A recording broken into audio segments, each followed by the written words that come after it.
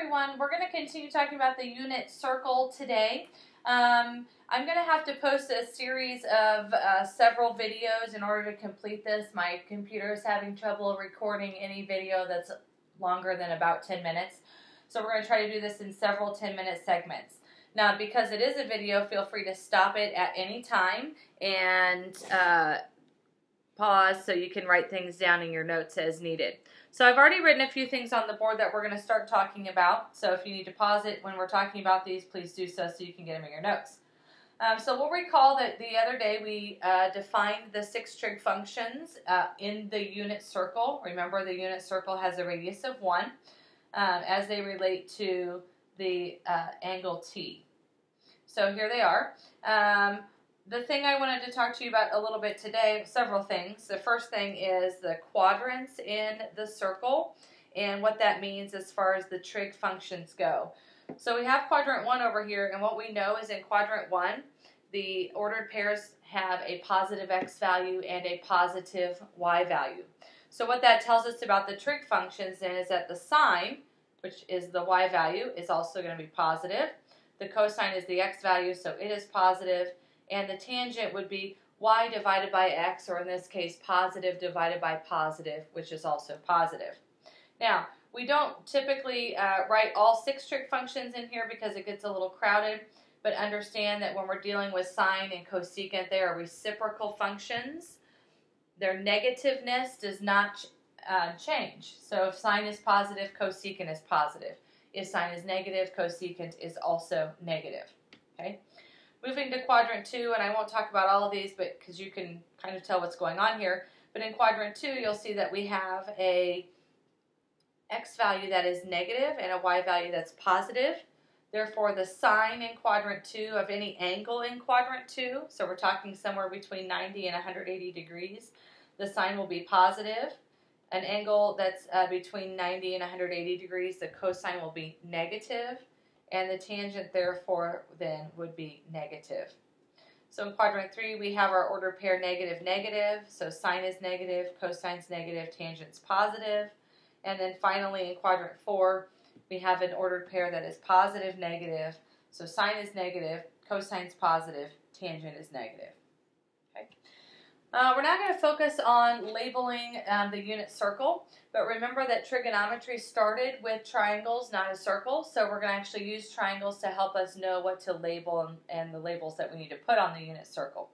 So we're going to start with the 30, 60, 90 triangle, because on our unit circle we're going to put 30-degree angles, 45-degree angles, and 60-degree angles, and of course the quadrant angles, which would be the 90-degree angles.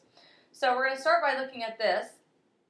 So if I have a right triangle, and again, keeping in mind that when we draw the unit circle, when we make triangles, the hypotenuse is the radius, so it's 1 always. I have a 60-degree angle and a 30-degree angle. So if I call this bottom edge A, okay, and I want to try to find out the sine of 60 degrees and maybe the cosine of 30 degrees, and I want to have a numerical value, what I'm going to do is I'm actually going to reflect this triangle and draw it right next to itself, so that now I have this series of 2 triangles. Both of them have a hypotenuse of 1. They both have this lower angle of 60 degrees. Their top angles are 30 degrees. If this triangle has a side length down here of A, this triangle also has side length A down there. And what we can do then is recognize that this triangle, this larger angle up here now, is 30 degrees plus 30 degrees, or 60 degrees. So what I have is a triangle that is equiangular. And triangles that are equiangular are also equilateral. Since it's equilateral, what I know is that the length of this side is 1. Right? And I can write an equation to solve that.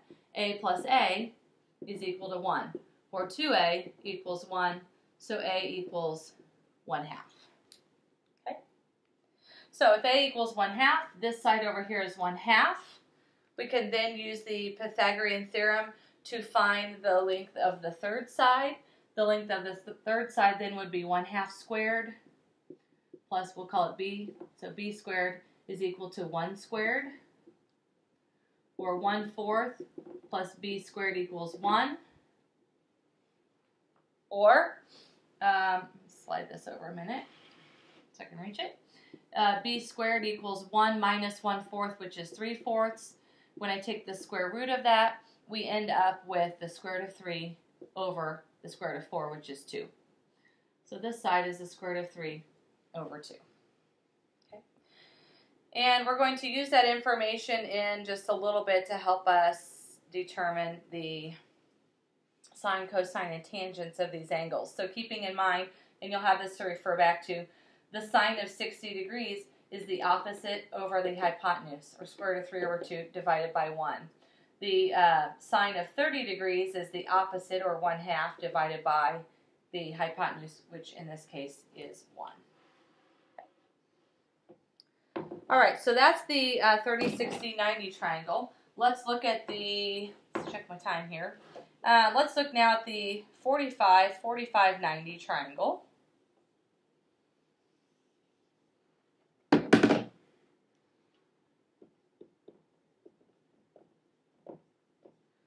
So this one's a little bit more straightforward because we have this triangle. That's not great. Let's try that again.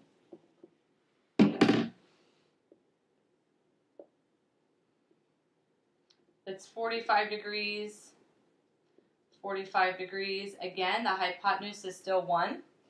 But what I know about this triangle is that it is isosceles. If it's isosceles, its two legs are the same. So if I call this one A, I would also have to call this one A. And I can use the Pythagorean theorem to determine what A is. In fact, I'll say A squared plus A squared is equal to 1 squared, or 2A squared equals 1. A squared equals 1/2 if I divide by 2. At this point, then I would square root both sides. So we would get A is equal to the square root of 1, which is 1, over the square root of 2, which is the square root of 2. Rationalize that.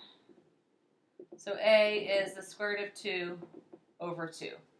So we now know the sides of the 45, 90 triangle as the square root of 2 over 2 and the square root of 2 over 2. And again, we're going to use that information to help us find the sine, cosine, and so forth of 45-degree angles. Okay? Okay, I'm going to stop this one, and we're going to start a new video. You'll just click on the next link when you're ready.